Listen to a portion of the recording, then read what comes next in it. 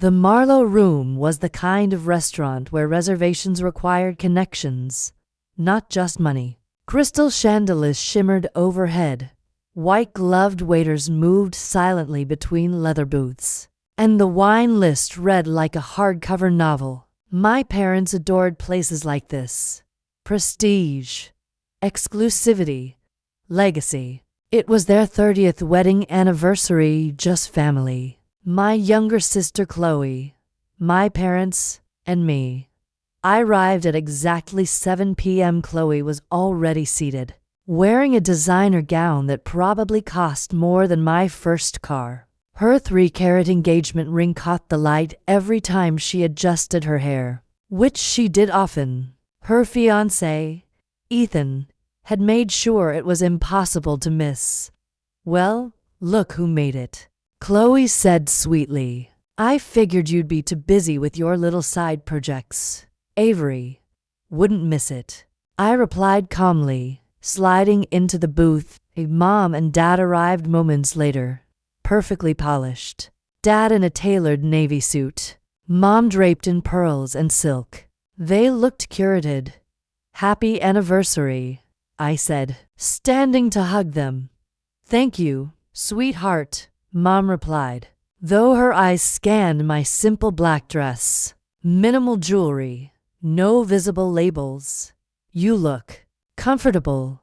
Translation: unimpressive. Champagne was ordered for everyone except me. I asked for water. "Not drinking?"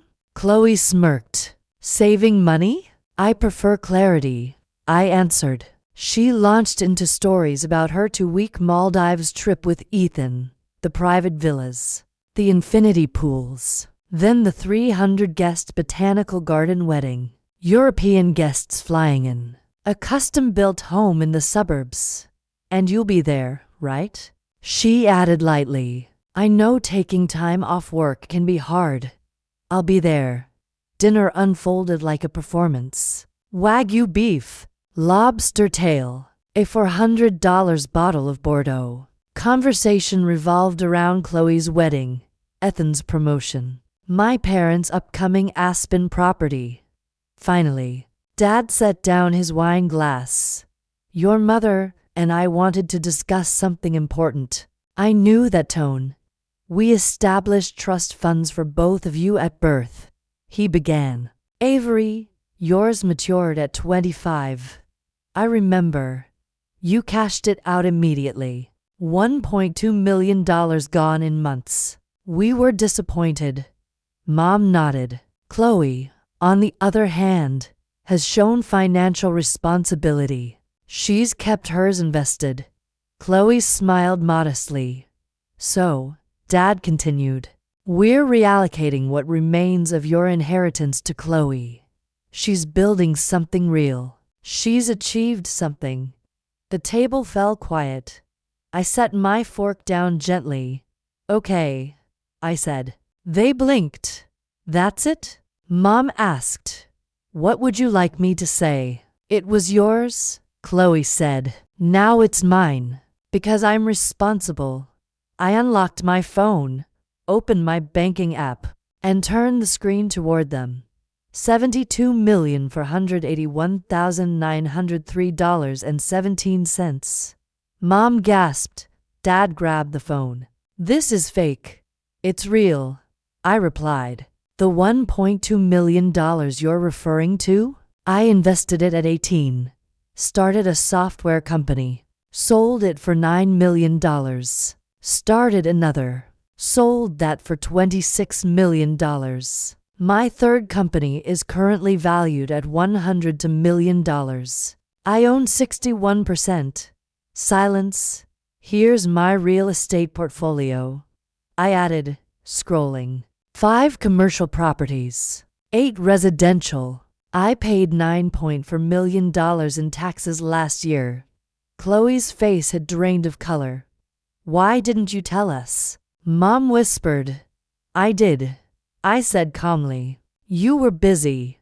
4 years ago, when I sold my first company, they declined dinner. 3 years ago, they skipped my launch event. Dad called it a hobby. Mom asked when I'd get a real job. Chloe told her friends I worked in tech support. You should have insisted, Dad muttered. I sent quarterly updates. None of you responded. Chloe's voice sharpened. If you're so wealthy, why do you live in that small apartment? Drive that hybrid. I don't need to perform wealth, I answered. I have it. Mom's mascara began to run. I just needed you to see me, I continued. Not Chloe's shadow, not the irresponsible daughter.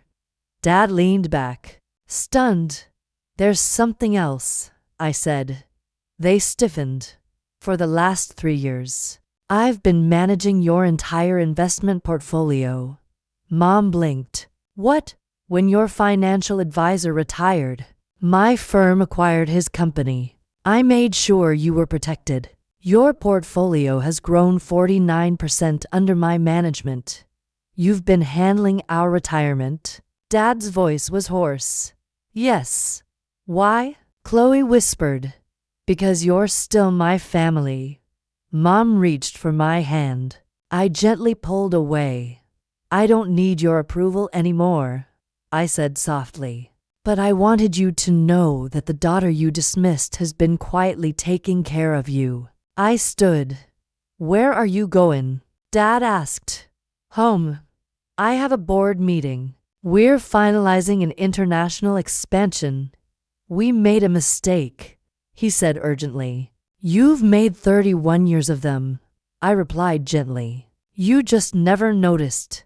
Chloe's voice cracked. I don't want the trust fund. You did 5 minutes ago, I said. Nothing changed except what you know about me. I walked out of the Marlowe room without looking back. My unremarkable hybrid was waiting. Paid off. Efficient. Mine by the time I reached my apartment overlooking the harbor. My phone was flooded with messages. Mom, please come back. Dad, I'm proud of you. Chloe, I'm so sorry. Ethan, you're that Avery Sinclair? I silenced it. On my balcony, city lights glowing beneath me, my phone rang again. Not family. Congratulations, boss, Mike said. The Morgan merger closed. Good, I answered. You okay? Family dinner. He laughed knowingly. For what it's worth, you built something extraordinary. I know. After the call ended, I looked at the skyline and realized something simple. They only saw me. When they saw my valuation, that isn't love. That's leverage.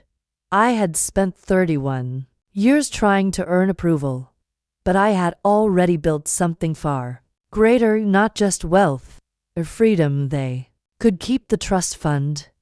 I had built an empire.